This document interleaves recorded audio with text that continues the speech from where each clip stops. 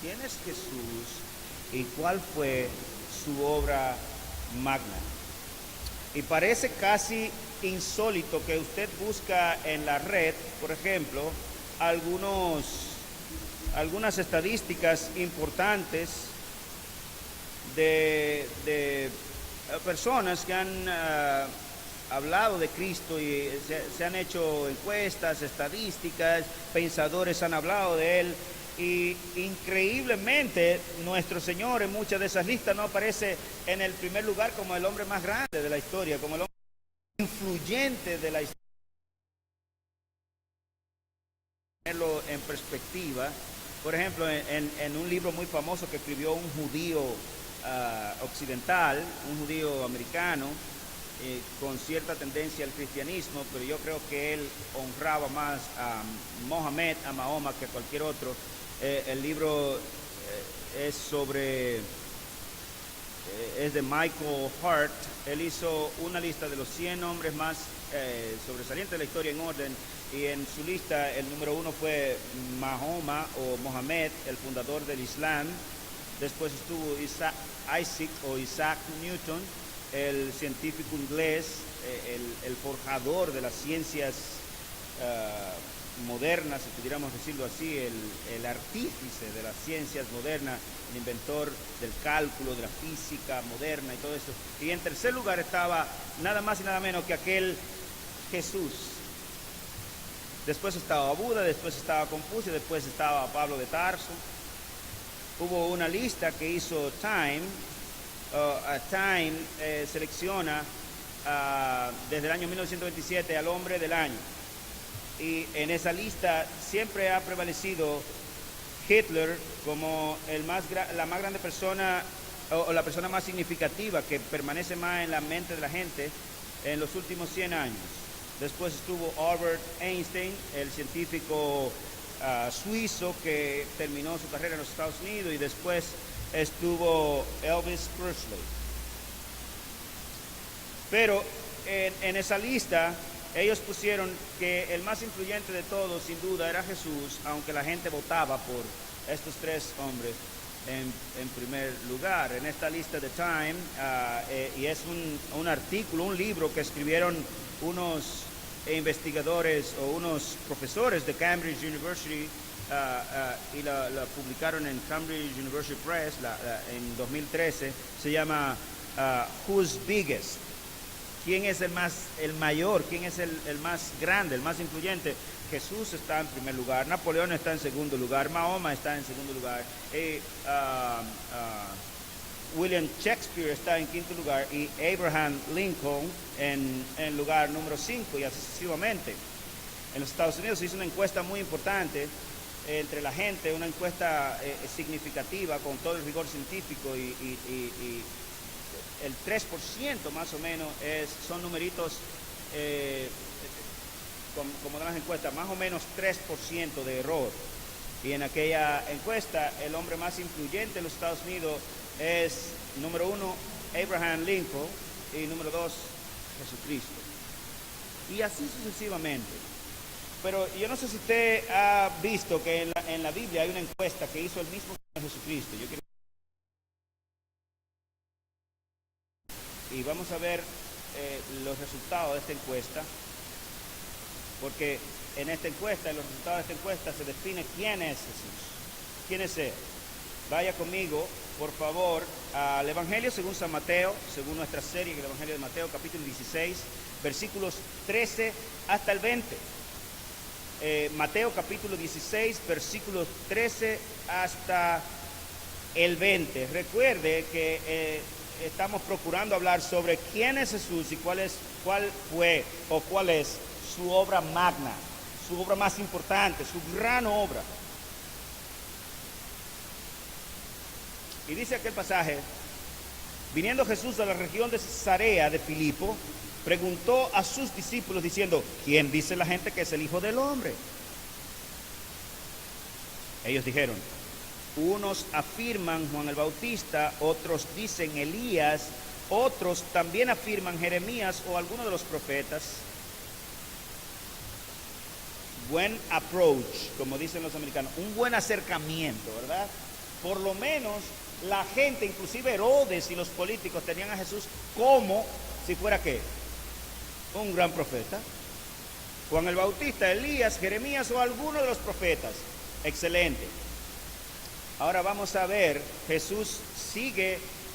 Esta fue una entrevista un poco general para que la gente diera su parecer su parecer general, o para que los discípulos le dejaran saber a Cristo cuál era el parecer general de la gente. Pero miren, ahora él hace la encuesta o hace la pregunta un poco más privada y le dice: ¿y vosotros, versículo 15, quién decís que soy yo? Respondiendo Simón Pedro dijo: tú eres el Cristo, o el Mesías. Cristo griego, Mesías, la palabra hebrea, el Hijo del Dios viviente.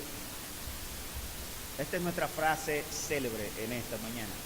Tú eres el Cristo, el Hijo del Dios viviente. Pero miren cómo le responde Jesús, verso 17. Entonces le respondió Jesús: bienaventurado, dichoso eres, Simón, hijo de Jonás, o como dice el original, Bar-Jonas, o hijo de paz, porque no te lo reveló carne ni sangre, sino mi Padre que está en los cielos. Y yo también te digo, fíjense entonces ahora Jesús declarando sobre Pedro y el ministerio de Pedro, como vemos en los versículos 18 y 19.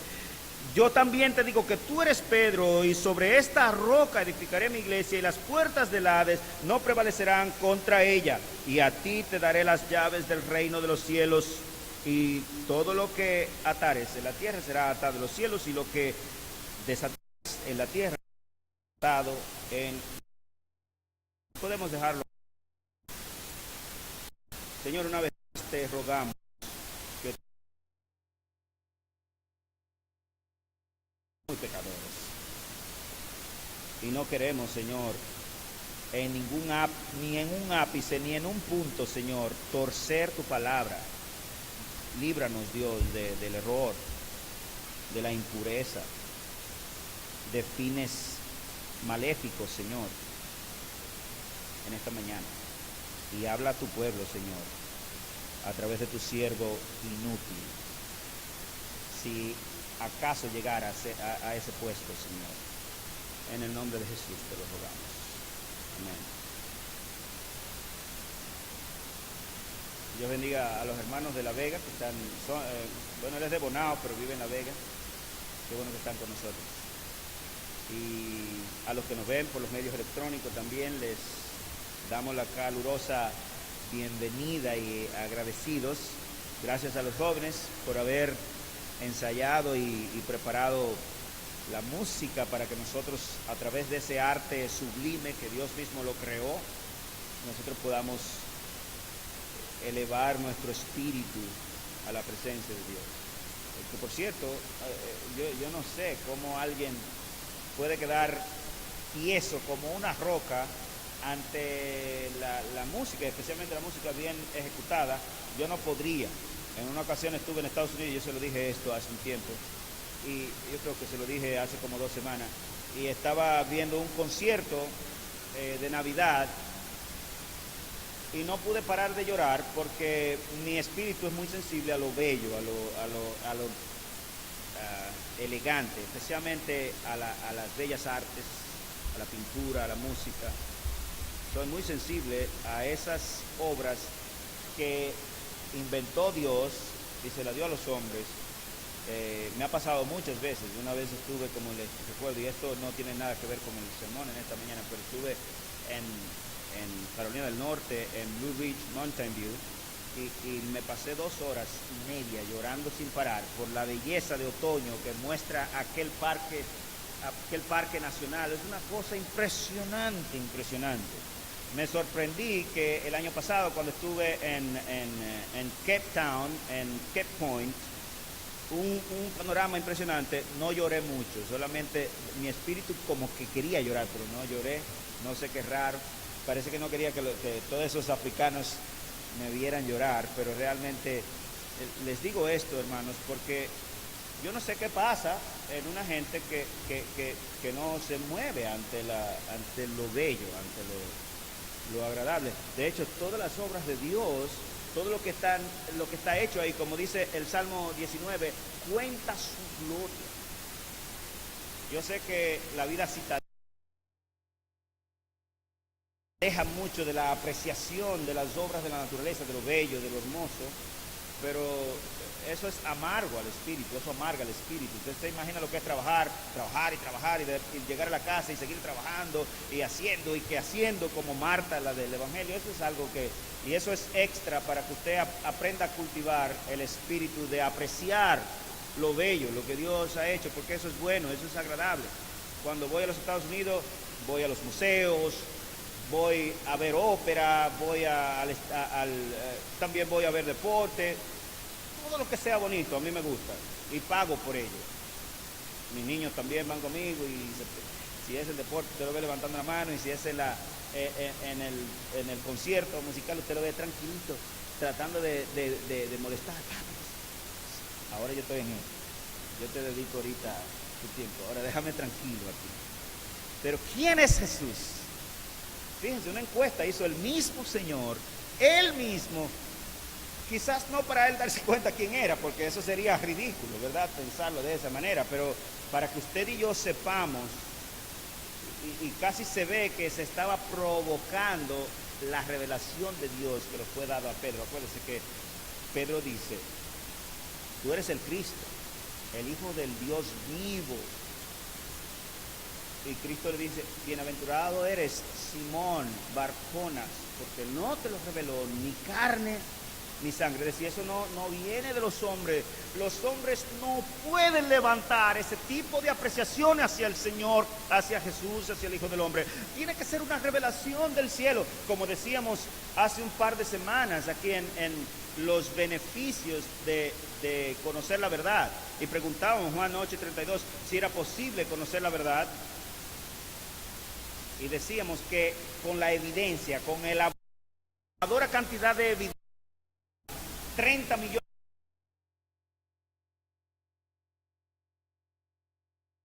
del Congreso de los Estados Unidos, y la lista sigue. La de Londres es la más grande del mundo, el Vaticano, que tiene 80 kilómetros de anaqueles de 3 metros, lleno de libros. Si nosotros fuéramos a buscar la verdad, basándonos en lo que está escrito, estamos ahorcados, listos, fritos, no podemos, porque hay demasiada evidencia. Y si fuéramos nosotros a buscar la verdad de las religiones, solamente en el área cristiana hay 41,000 sectas, solamente cristianas, 41,000 sectas, y esos numeritos no calculan todas las iglesitas aisladas, ellos calculan grupos, las iglesitas aisladas como Jesús solo y toda esa bobería que aparecen por ahí, heréticas. No, ellos no calculan eso. Ellos calculan grupos que andan entre las 10,000 personas, verlo adelante, 41,000 sectas. Así que si usted se volviera imparcial y quisiera llegar a acercarse a la verdad, tener un approach a la verdad, está frito. No puede, porque ¿por dónde comenzaría? Así que en este pasaje también vemos claramente que Dios tiene que revelársenos al corazón para poder nosotros llegar a entender quién es Jesús, quién es Él. Y ese es el centro de nuestro pasaje en esta mañana. Yo quiero compartir dos cosas de este pasaje. Número uno, quién es Jesús, y número dos, cuál fue o es su obra magna. Número uno, quién es Jesús, y número dos, cuál fue su obra magna.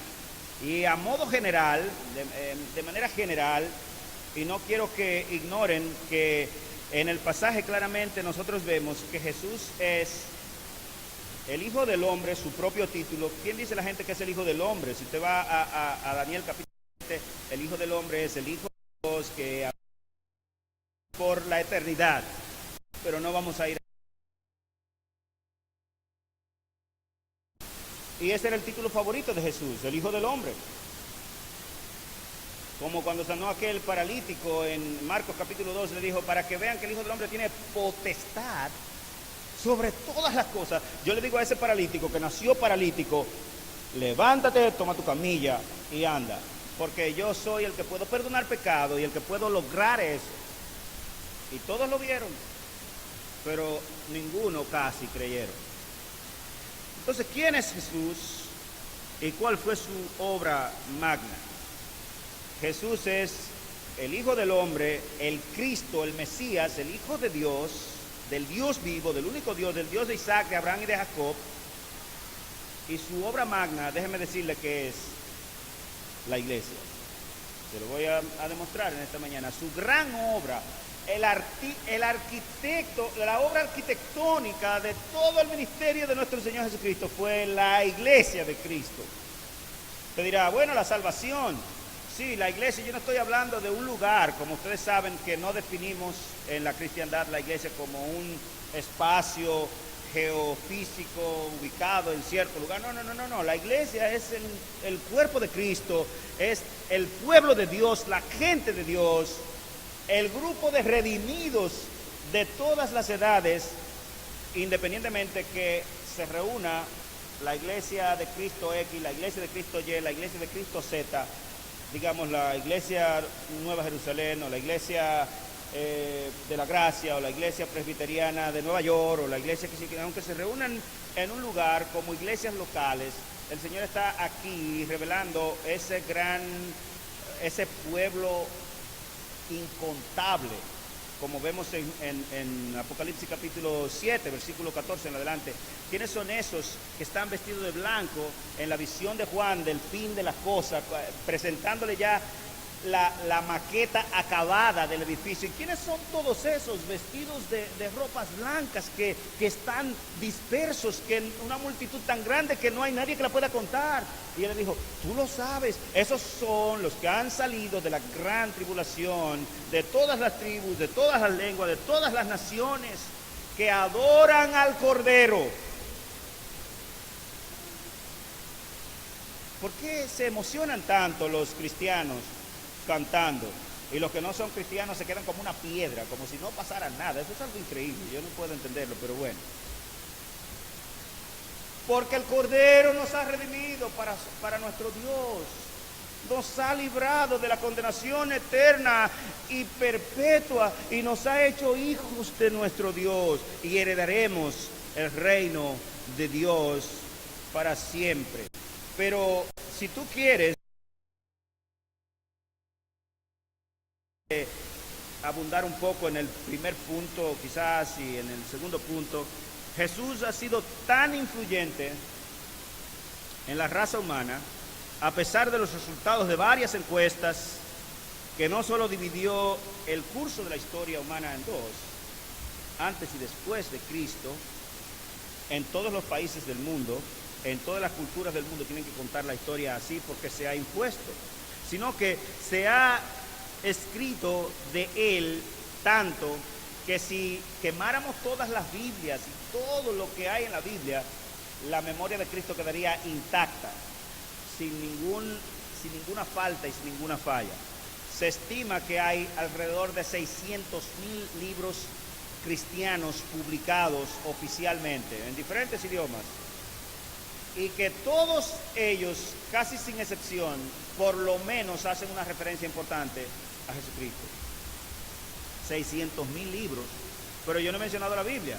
La Biblia, de tapa a tapa, ¿sabe a quién presenta? A Cristo, el Cordero Redentor. Nosotros no estamos aquí mirando o escuchando de una persona muy importante que existió en el siglo primero de la era cristiana, una persona con valores, como se menciona por ahí, con una personalidad agradable e increíble. Nosotros no estamos hablando de ese, nosotros estamos hablando del Cristo, del Hijo de Dios, del Hijo de Dios vivo, el único de su clase, como dice Juan capítulo 1, versículo 14, el monogeneo de Dios, el único que es de esa naturaleza, el único Hijo de Dios, que ha existido siempre y siempre existirá, y que al principio, cuando todas las cosas eran hechas, Juan capítulo 1, versículo 1 al 3, Él estaba allí, dice, el verbo estaba con Dios y el verbo era Dios y todas las cosas por Él fueron hechas y sin Él nada de lo que ha sido hecho fue hecho. O como lo menciona Pablo en Colosenses capítulo 1, versículo 15 y 16, que todo fue hecho por Él para Él y en Él. Sean tronos, sean dominios, sean principados, sea lo que sea, todo fue hecho por y para Cristo.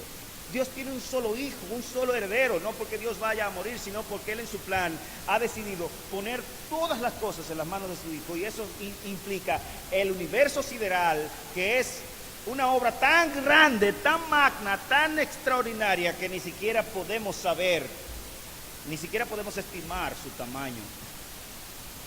Ni siquiera con la tecnología más sofisticada que tenemos para observar el espacio sideral y los satélites potentes de $2,000 millones que podemos observar, ni siquiera estiman los mismos estudiosos, ni siquiera un 1% del vasto universo que nos rodea. Y cualquier loco podría decir que eso surgió a lo loco. Pero cualquier persona que piensa tiene que decir que alguien pensante, más poderoso que el hombre, tuvo que hacer todo aquello. Se estima que hay unos 600,000 libros sobre Cristo, pero ya sabemos que hay un tratado de Cristo de 66 libros que se llama la Biblia, y que es el libro de los libros en rating estadístico, en consideraciones de los monarcas, en aporte a la sociedad, en cambios radicales en las sociedades. La Biblia, 80,000 millones de volúmenes publicamos cada año de la Biblia, y lo regamos, lo distribuimos. 80 millones de volúmenes todos los años, y hasta donde yo sé, usted no coge una Biblia y la parte, y el año que viene compra otra y la parte. Las Biblias, yo tengo Biblias en mi casa que tienen 100 años de publicada, pero usted va a cualquier museo pequeño y va a encontrar una Biblia que tiene 700 años, 1500 años, 1800 años. Hay más de 25,000 manuscritos de la Biblia en latín y griego, del Nuevo Testamento especialmente, más de 25,000 manuscritos, todos ellos preservados. Libros antiguos del siglo II y del siglo III, y algunos inclusive de muy temprano, en el siglo II, en varios idiomas. Sabe que la Biblia se ha traducido a más de casi 900 idiomas completa, y el Nuevo Testamento se ha traducido a más de 1,300 idiomas. Nosotros no estamos hablando de cualquier persona aquí. Nosotros no estamos hablando de Mahoma, ni estamos hablando de ninguno de estos monarcas, Augusto César o Alejandro Magno, o Alejandro Magno, o Napoleón Bonaparte, o Isaac Newton, o Cristóbal Colón, o ninguno de esos hombres. No es de ellos que estamos hablando, ni hablaremos nunca de ellos aquí. Estamos hablando del hombre más extraordinario que jamás haya existido, incomparable, no hay manera de compararlo. Si usted pone en perspectiva, por ejemplo, la Biblia, necesitaría 100 otros autores para completar la cantidad de traducciones que se han hecho de la Biblia. 100 de los más famosos traductores. Probablemente el libro que a más idiomas se haya traducido es otro libro cristiano que se llama El Progreso del Peregrino, y no pasa de 60 idiomas. Y es el libro más leído de la historia humana. Se llama El Progreso del Peregrino. Juan Bunyan, en Inglaterra, un iletrado que ni siquiera tenía letra, y es la obra más afamada de la historia humana. Y con esto no estamos simplemente dando numeritos por dar los numeritos, sino claramente para enfocar a aquel que le fue revelado a Pedro, a Simón, aquí en este pasaje. Tú eres el Cristo, el Hijo del Dios vivo. Por cierto, los dioses de las naciones, por importante que hayan sido, y por estatuas majestuosas que se le hayan fabricado, como los dioses egipcios y babilónicos, y también incluso algunas estatuas de Buda y de otras deidades, la mayoría de ellos han pasado y nadie los recuerda. Nadie tiene memoria de esos dioses. Los mismos de la Biblia los recordamos porque la Biblia lo tiene, pero después hace 3000 años que algunos de ellos se les fue de la memoria a la gente. Pero dígame cuándo nuestro Dios ha salido de la memoria de la gente. Dígame cuándo Jesucristo se le ha ido de la memoria a la gente.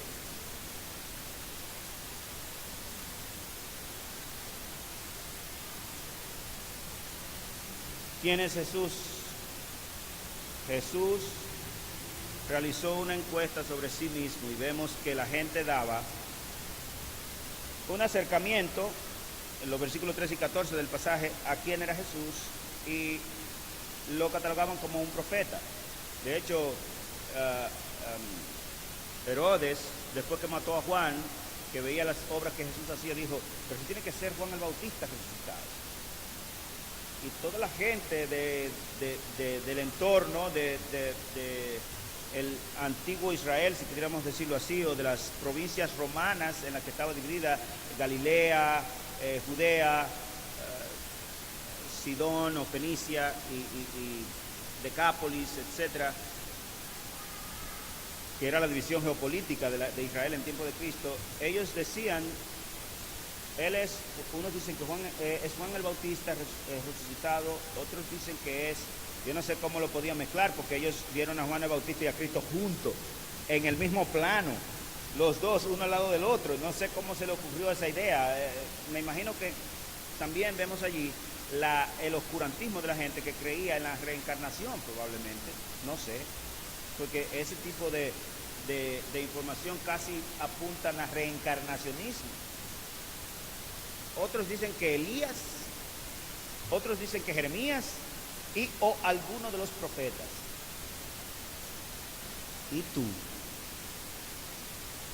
¿Quién dices que soy yo? Y de verdad, hermano, antes de ver, ¿quién dices tú que es Jesús? Tú que nos ve o que nos verá en YouTube, quizás en los días venideros, ¿quién tú dices que es Jesús? Está como las encuestas, que lo ponen en tercer lugar, que lo ponen en segundo lugar y dicen el fundador del cristianismo. Gran título. Él es el Hijo de Dios. El Hijo de Dios. No es un fundador de una religión como Mahoma o como Buda o como Confucio, si pudiéramos decirlo así. No. Es el Hijo de Dios. Es de Él de quien estamos tratando aquí en esta mañana, tratando de abrir el espectro un poquito para que podamos nosotros profundizar un poquito más en la persona a quien adoramos, el Dios a quien servimos. ¿Sabe lo que le dijo Pedro cuando Cristo le pregunta en privado a sus discípulos? Fíjense que el versículo 1 dice que viniendo Jesús a la región de Cesarea de Filipo, preguntó a sus discípulos diciendo, en los versículos anteriores nosotros ya pasamos algunas secciones porque son repetitivas, el milagro de la alimentación de los 4000, la generación adúltera y perversa demanda señal en el capítulo 16, versículo 1 en adelante, etcétera. Jesús era itinerante, se movía de un lugar a otro conforme a una agenda, como decíamos cuando predicábamos en el capítulo 8, orquestada por Dios, por la divinidad. Él se movía de aquí para allá y le era necesario pasar por Samaria, planificó ir a donde los endemoniados de Gadara y se movió aquí y allí haciendo una obra extraordinaria. Sanaba gente, predicaba el Evangelio de Cristo, etcétera, etcétera. Pero nosotros vemos en el capítulo 12, especialmente capítulos 12 y 13, pero muy especialmente el capítulo 12 del Evangelio de Mateo, que la gente no creía en Cristo.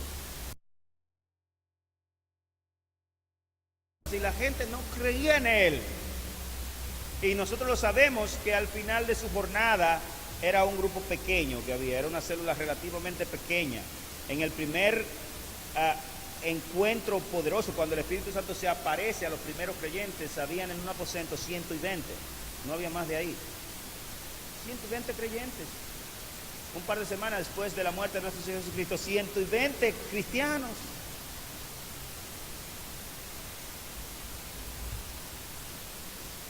Si por el número de gente que le siguió de corazón fuéramos a juzgar el ministerio de Cristo, no sirvió, fue un frustrado. Pero no fue eso lo que Él vino a hacer, Él estaba claro de aquello a lo que Él apuntaba. Él apuntaba a lo que dice aquí. Yo te digo que tú eres Pedro, y sobre esa roca, queremos dilucidarlo, edificaré mi iglesia. Y oiga lo que dice, y las puertas del Hades no prevalecerán contra ellos. La muerte no podrá tocar la iglesia no morirá. Podrán venir persecuciones de todo tipo. Usted quizás ha oído la historia de la cristiandad de los primeros 6 siglos de historia cristiana. Y las criptas están ahí en Roma y en todo el espacio del Imperio Romano, especialmente en Europa en aquel entonces. Millones y millones y millones, 3 niveles soterrados de huesos, la mayoría de mártires cristianos, una cosa impresionante. Y la iglesia no ha desaparecido. Monarcas desde antes de Cristo hasta tiempos recientes procurando erradicar la Biblia de la memoria de la gente y de los museos y de nada. No hay forma. ¿Quién puede pelear contra Dios y prevalecer? Pero aquella frase allí, lo vamos a ver en adelante, significa que la iglesia no morirá. No morirá. Usted y yo morimos, los grandes hombres de Dios mueren, los grandes líderes mueren, los pastores influyentes mueren, pero la iglesia de Cristo permanece en pie. Y no solamente permanece en pie con 2 gatos, uno por aquí, otro por allá. Es avasallante el reino de Dios, es impresionante. Las estadísticas de cómo avanza, la avanzada del reino de Dios es absolutamente impresionante. Por ejemplo, la Convención Bautista del Sur de los Estados Unidos solamente tiene 80,000 misioneros foráneos y un número parecido de misioneros internos en los Estados Unidos. Yo solamente estoy hablando de los Estados Unidos. Y Estados Unidos no es el país más misionero del mundo, ese lugar lo ocupa la India. Y después está Estados Unidos, Canadá, Brasil, Corea del Sur. Es una avanzada impresionante. Los numeritos le ponen los pelos de punta a cualquiera, es una obra enorme. ¿Quién es Jesús? Tú eres el Cristo, el Hijo del Dios viviente. El Cristo, el Mesías, el Hijo de David prometido. ¿Se acuerdan la promesa de Dios a Abraham en Génesis capítulo 12, versículo 1 al 3? En tu simiente serán benditas todas las familias de la tierra, todas las familias de la tierra, en absoluto. Aquella promesa que se le dio a los primeros padres en Génesis capítulo 3, versículo 15, y aquella promesa que se le dio a Abraham en el capítulo 12, capítulo 17 de Génesis, y aquella promesa que se le reitera a David en 2 de Samuel capítulo 7, que le dice que le daría un hijo, una descendencia, el cual sería un rey que estaría para siempre sobre el trono de David. No estaba hablando ni de Salomón, ni de Roboán, ni de ninguno de sus descendientes en la carne formalmente, sino que estaba apuntando al verdadero hijo de David, al verdadero descendiente de Abraham, como vemos en la genealogía de Mateo y de Lucas, que apuntan Jesús, hijo de David, hijo de Abraham, hijo de Adán, hijo de Dios. Jesús, hijo de David, hijo de Abraham, hijo de Adán, hijo de Dios. Y da los nombres de la genealogía. Porque si algo quieren focalizar los evangelistas es que este Jesús es el Mesías prometido. Pero aquí Cristo no le está diciendo, qué inteligentes son ustedes, mis queridos apóstoles, que han escudriñado las Escrituras y han llegado a una conclusión de que yo soy el Cristo. No, Él le dice, bienaventurado eres, Simón, hijo de Jonás, porque no te lo reveló ni carne ni sangre, sino mi Padre que está en los cielos. Es una revelación de Dios. Y claramente hay un principio allí para poder nosotros creer que Jesús es el Hijo de Dios, el Mesías prometido, el más importante de la historia humana, aquel a quien Dios apuntaba, aquello a quien apuntan todas las profecías, como dice Lucas capítulo 20, verso 24 en adelante, que Moisés, los salmos y los profetas escribieron de él.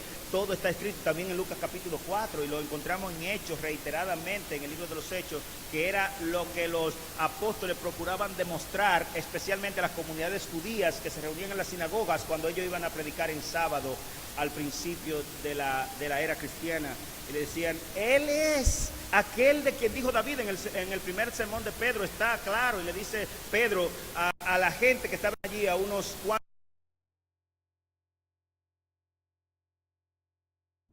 le dice, David dijo, diga el Señor a mi Señor. ¿Y de quién estaba diciendo él esto? Si David está muerto y nosotros sabemos dónde está su sarcófago enterrado, dónde está enterrado David, pero a este ciertamente Dios le ha hecho Señor y Cristo y le ha levantado de los muertos.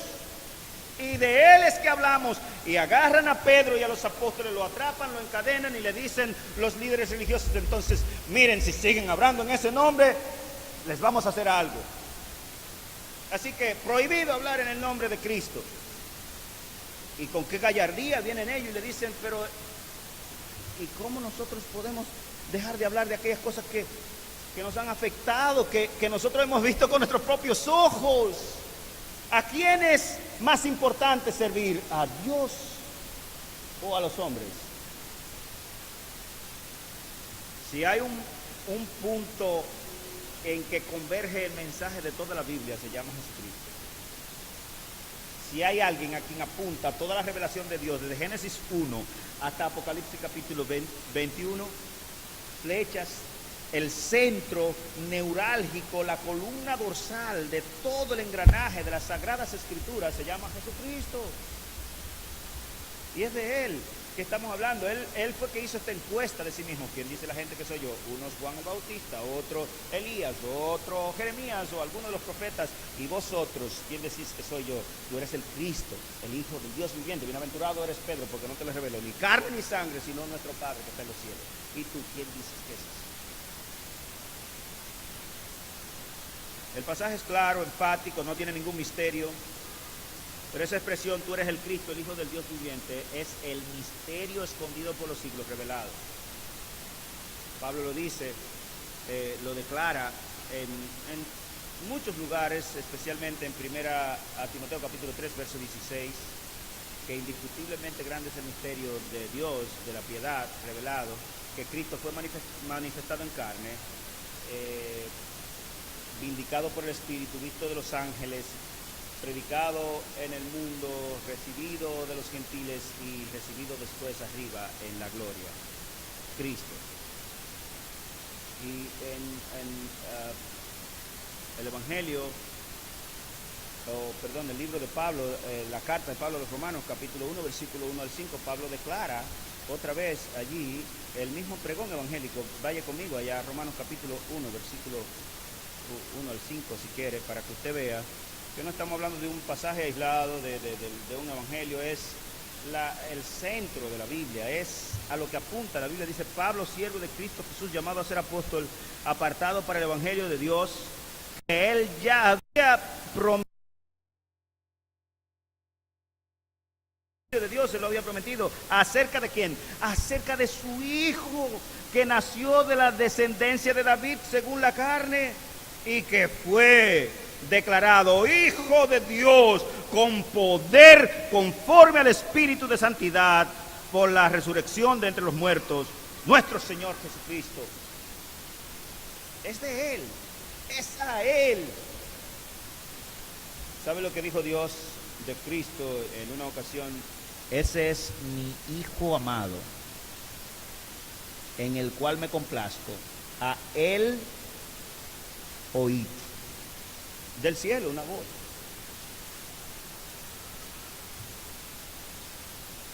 Y Pedro dice, pero si nosotros estuvimos ahí, nosotros oímos esa voz del cielo cuando estamos en el monte de la transfiguración, inclusive que estaban allí dos de los profetas, para que vean que Dios no es Dios de muertos, los que han muerto en Cristo están vivos. Estaban Moisés y Elías allí con Cristo en el monte y nosotros estábamos ahí, oyéndolos conversar. Y Él ha hecho una gran obra en nuestros corazones, nos ha cambiado y me ha hecho a mí pescadores de hombres. ¿Cómo ustedes quieren que yo deje de hablar en nombre de Él? Le dice Él a los líderes religiosos, imposible, mátenme si quieren. Tienen que cortarme la cabeza si ustedes quieren acallarme. Y lo metieron preso en varias ocasiones, pero Dios tenía un plan con Pedro, que es lo que nos habla en la segunda parte de este pasaje. Pero quiero que quede claro que Jesús es el Cristo, el Mesías príncipe prometido, el hijo de David, el que se sentaría sobre el trono de David, su padre, por todas las edades, y está sentado, ¿o no?, a la diestra de Dios en la majestad de las alturas. Apocalipsis capítulo 1. Y el resto del libro, el libro de Hebreos, nos muestra a Cristo sentado a la diestra de Dios en la majestad de las alturas. En el trono, no un trono perecedero como en el que suelen sentarse los hombres, sino en un trono de gloria. Y saben que Él prometió volver y deshacer todas las obras de los hombres y darnos un cielo nuevo y una tierra nueva. Y saben que prometió venir al monte de Sión y sentarse en su trono, en el trono de David su padre, pero saben que ese trono está forjado en una ciudad celestial que Juan en su visión veía descender como una esposa, como una novia ataviada para su marido, y se posaba sobre el monte de Sión, y esa ciudad se llama la Nueva Jerusalén. El Señor no se va a sentar en una porquería de trono hecha por los hombres, quizás como la que tiene el Papa de Roma o como la que tiene el presidente de los Estados Unidos. Él no va a rebajarse a ese nivel. Él tiene su trono parado, si pudiéramos, reinante, y un día va a establecer su reino sempiterno, eterno entre nosotros. De hecho, la esperanza tuya y mía, si eres verdadero creyente, es como nos la relata Pablo en 1 Tesalonicenses capítulo 4, versículo 13 en adelante, que el mismo Señor con voz de mando, con voz de arcángel y con trompeta de Dios descenderá del cielo. Y los muertos en Cristo de todas las edades resucitarán, y después lo que hayamos quedado seremos arrebatados para recibir al Señor en las nubes. Y sabe que el Señor instaurará su reino eterno. Señores, el libro de segunda de Pedro muy especialmente nos dice que los cielos y todos sus elementos ardiendo serán recogidos como una sábana que se recoge, y todo será deshecho, y nos harán un cielo nuevo y una tierra nueva en los cuales mora, oiga, ¿qué? La justicia. ¿Usted quiere justicia? Luche todo lo que usted quiera, sea un Juan Pablo Duarte, sea un Juan Bosch, sea un Mahatma Gandhi, todo lo que usted quiera hacer, séalo. ¿Qué importa a fin de cuentas?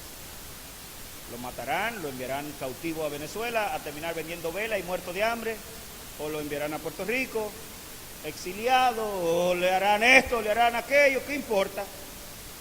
Nosotros no esperamos justicia cuando los hombres gobiernan.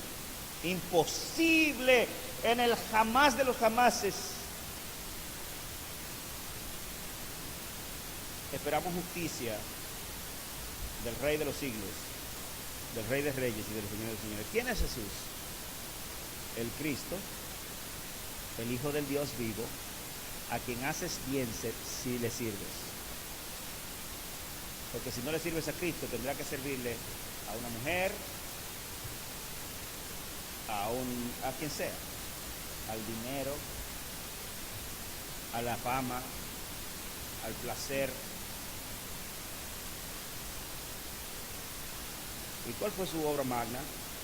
La respuesta revelada, Simón Barjonas mueve a Cristo a declarar el fundamento y el carácter de su mayor obra, de su obra arquitectónica por excelencia, de aquello que él vino a forjar en este planeta, en esta dispensación, si tú quieres, de los tiempos.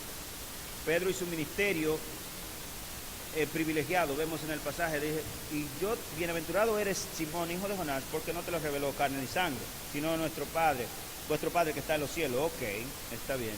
Sino mi Padre que está en los cielos. Mi Padre que está en los cielos. Y yo también te digo que tú eres el Evangelio según San Juan que leíamos en la lectura devocional, verso 42, capítulo 1, verso 42. Tú eres Simón y tú serás llamado Cefas. Cefas es la palabra aramea para Petros, que es la palabra griega que nosotros la traducimos en este idioma como Pedro o piedra o roca, puede ser traducido. Cefas, tú serás llamado Cefas, tú serás llamado Petros, y sobre esa Petra edificaré mi iglesia. ¿Sobre cuál Petra? Claramente el arquitecto y fundador de la iglesia es Jesucristo. Efesios capítulo 2, versículo 20 nos recuerda que nosotros estamos edificados sobre el fundamento de los apóstoles y profetas, siendo Jesucristo mismo la piedra principal, la piedra angular. Y no vamos a explicar lo que es eso, pero si esa piedra no está, el edificio se derrumba. Pero nosotros somos como piedras vivas siendo edificados en ese gran templo de Dios, en una figura de la construcción. ¿Cuál fue esa obra grande, magna, en nuestro Señor y nuestra iglesia? Y yo te digo que tú eres Petros, y sobre esa Petra edificaré mi, dijo él, iglesia. ¿Sobre cuál Petra?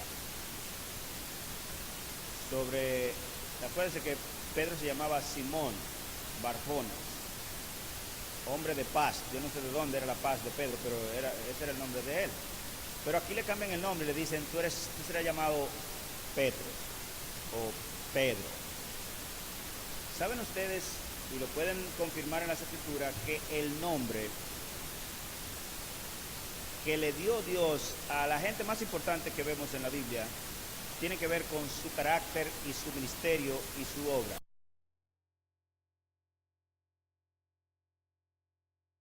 Príncipe.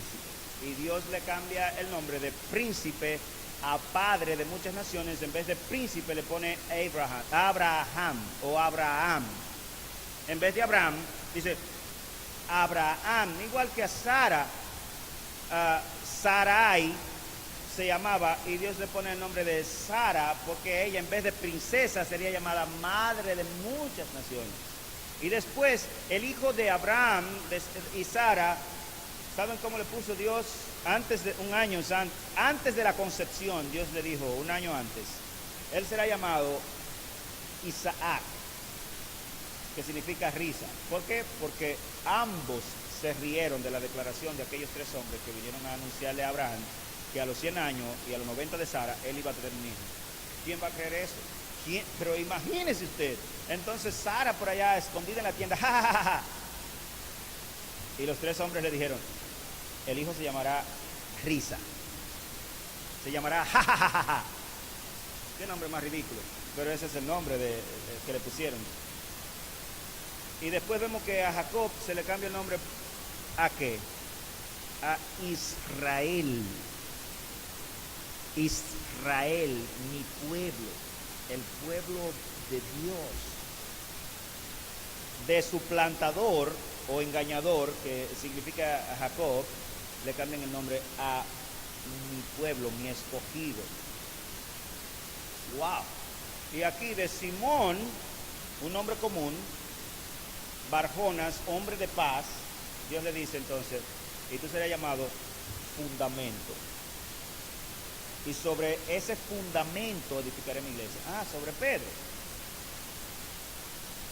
No y sí en algunos aspectos, pero claramente lo que Cristo está apuntando allí es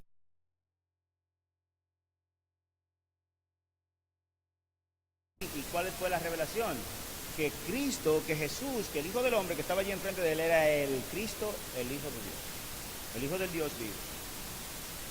Dios hecho hombre. Eso es lo que nosotros creemos, hermanos, y eso es lo que nosotros predicamos. Y a ese es que predicamos, y de ese es que hablamos. Y a Él adoramos, a Él servimos, a Él queremos entregarle nuestras vidas en adoración, rendidos a Él. Porque Dios ha hecho una gran obra en nosotros. Yo te digo que tú eres Petros, y sobre esa Petra edificaré mi iglesia. Entonces claramente la iglesia de Cristo está edificada en Cristo. Cristo es la roca, Cristo es la piedra angular. Sin embargo, adivinen qué, quien comienza la iglesia formalmente no es Cristo, sino Pedro. Yo no sé si ustedes lo sabían, la iglesia fue iniciada por Pedro. Cuando Cristo muere no hay iglesia todavía. Por eso aquí está en futuro. Sobre esta roca he edificado mi iglesia, dice el pasaje, ¿verdad? Edificaré mi iglesia. Y la iglesia comenzó justamente después de la subida de Cristo al cielo, cuando envía el Espíritu Santo allí en aquel día de Pentecostés. Allí comienza la iglesia de Cristo, que se convirtieron en aquel día como 5,000. En ese primer sermón de Pedro, de la roca, del Cristo, del Hijo de David, de aquel, el deseado de las naciones, a quien ama mi alma, por quien estoy dispuesto a hacer a lo que sea.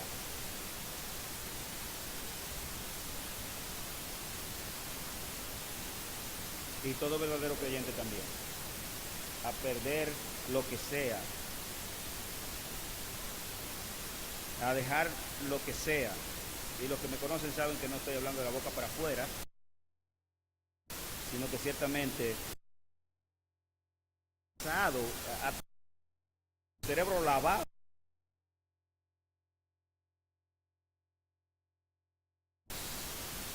Entonces miren ustedes, miren lo privilegiado de Pedro, recibe una revelación profética, el misterio de los siglos le es revelado.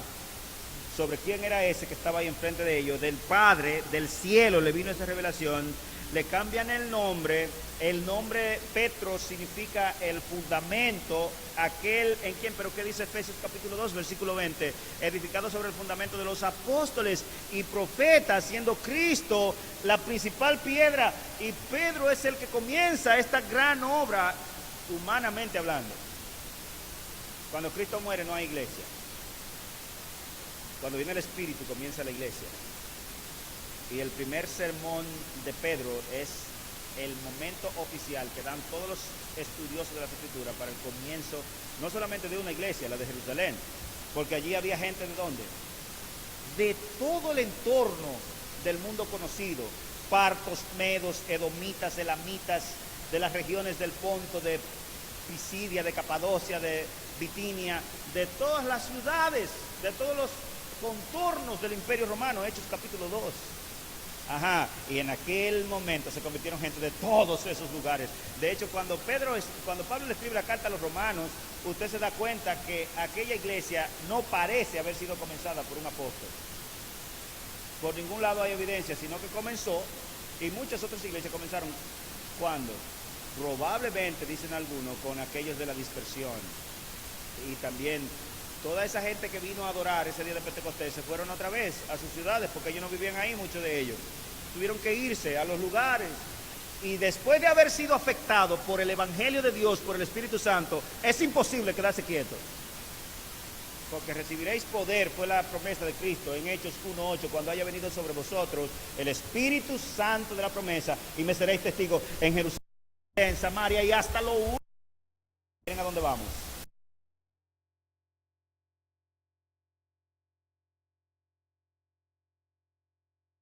Angélica, en este pueblito nada más. Miren a dónde vamos.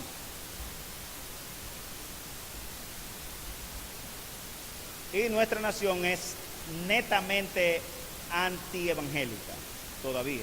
Y solamente en Bonao hay más de 125 iglesias evangélicas. Miren a dónde vamos. Aleluya. Porque Él es el Cristo, el Hijo del Dios viviente. Y miren lo que dice. Y las puertas del Hades, sobre esta roca edificaré mi iglesia, y las puertas del Hades no prevalecerán contra ella. En otras palabras, la muerte, no vamos a explicar ese punto, no tenemos tiempo para explicarle, pero créame que significa al final que la iglesia no morirá, que durará, es el carácter de la iglesia, durará para siempre, mientras dure la cementera, mientras dure el frío y el calor, mientras duren las estaciones, la iglesia de Cristo perdurará y crecerá. Eso es lo que hemos visto cuando, vuelvo y lo repito, cuando usted analiza la curva del crecimiento del cristianismo en los 2000 años, la curva comienza por el suelo y se va elevando, hasta estar por más de un tercio de la población mundial del día de hoy. Si hiciéramos un corte transversal de la historia y lo congeláramos ahora, casi 2.5 billones de personas dicen creer en ese que es Cristo. Le cambiaron el nombre, le dieron una revelación y a él le dieron las llaves del reino de los cielos. ¿Qué es eso? Y a ti te darán las llaves del reino de los cielos. Las llaves sirven ¿para qué? Para abrir puertas. No había iglesia. A él se le dio en las manos el privilegio de ser el hombre de Dios que comenzó la iglesia por primera vez. No fue Cristo, sépalo, no fue Cristo.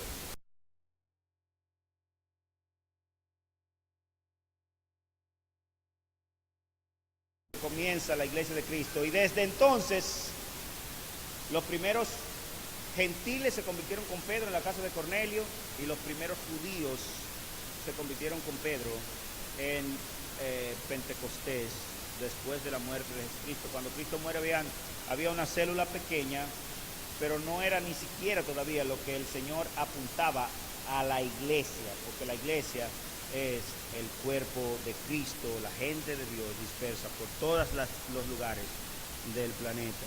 Entonces, esa es una gloria. El ministerio de aquel hombre es probablemente el ministerio de esta dispensación más extraordinario y más poderoso.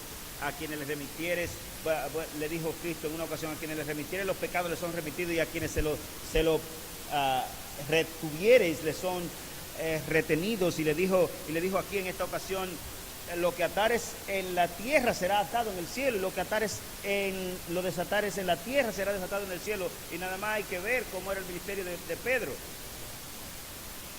Terminando, se acercó una vez a un templo llamado La Hermosa y había allí un paralítico de nacimiento pidiendo dinero en la entrada, y venían Pedro y Juan, y Pedro le dice, y él le pide, dame algo, y Pedro le dice, yo no tengo nada, yo soy un moribundo, no tengo ni un chele encima, como es característico de los hombres de Dios, excepto los del siglo XXI, que son más ricos que un sultán oriental. No sé a qué viene, quizás que se han alejado de Dios. No tengo nada, pero lo que tengo te doy. Toma tu lecho y anda. Y eso causó una revolución, y ahí fue que entonces, en virtud de eso, incluso Pedro predica su segundo sermón en Hechos capítulo 3 y más, no recuerdo. Así que, concluyendo, cerrando, ¿quién es Jesús?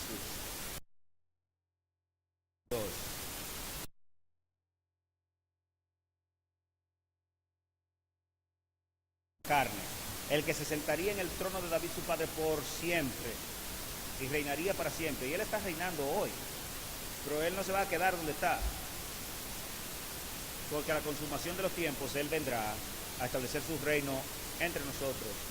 Y como dice Efesios capítulo 1 versículo 11, que lo que está en los cielos y lo que está en la tierra se unirán al fin de los siglos. Los sectarios dicen que algunos 144,000 estarán en el cielo y el resto en la tierra. No será así. Lo que está en los cielos, lo que está en la tierra, en la voluntad de Dios, será unido al fin de los tiempos. Efesios capítulo 1, versículo 11. No tendremos necesidad de sol ni de luna, porque Él será nuestro sol y Él será nuestro Dios. Y habrá justicia, y el calor no nos castigará, y enjugará toda lágrima de los ojos de ellos.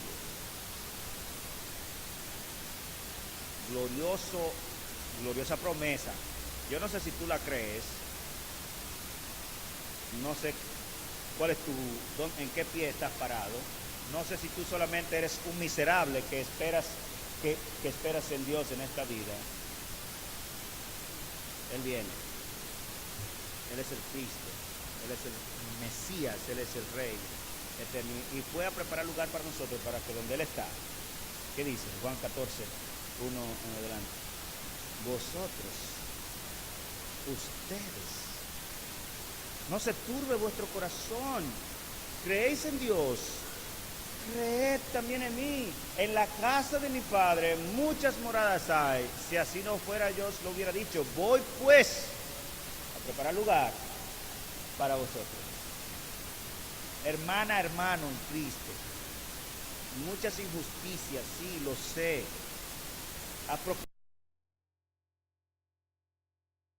Posición en la empresa o lo que sea, y te han tumbado con zancadilla, lo sé. No eres la única ni el único a quien le ha pasado eso. Te hacen una promesa por aquí los políticos y tú te vas emocionado para tu casa. Me lo dijeron, espéralo. Injusticia. Hubo un hermano de esta iglesia que se agobió tanto porque uno de nuestros presidentes pasados le prometió que él iba a ser el gobernador de Bonao. Él era síndico, pero le prometió que iba a ser el gobernador de Bonao. Llegó uno de los artífices de la campaña política y que le ayudó a subir al puesto. Llegó el individuo, no cumplió la promesa y este amigo mío, un amigo, era miembro de esta iglesia, le dolió tanto esa traición de su amigo, que se enfermó y murió. No confiemos así en los hombres, porque sea Dios veraz y todo hombre lengüetero, como decimos nosotros en Dominicana, mentiroso. ¿Cuántas promesas no te han cumplido tu propio esposo, tu propio cónyuge, tu hijo, tu madre, tu padre? ¿Cuántas? Yo no las puedo contar. Si me pongo a recordar, me voy a volver loco de tantas cosas pequeñas y no tan pequeñas que me han prometido y no me han cumplido. Yo sé que a ti te ha pasado lo mismo, pero hermanos, Él es el Cristo, el Hijo de Dios, que reina y reinará para siempre. Y un día le veremos tal y como Él es, porque Él fue a preparar lugar para nosotros, para que donde Él está, tú y yo también estemos. Quisiera pedirle a los muchachos de la música, por favor.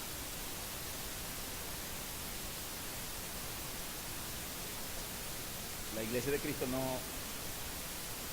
cesará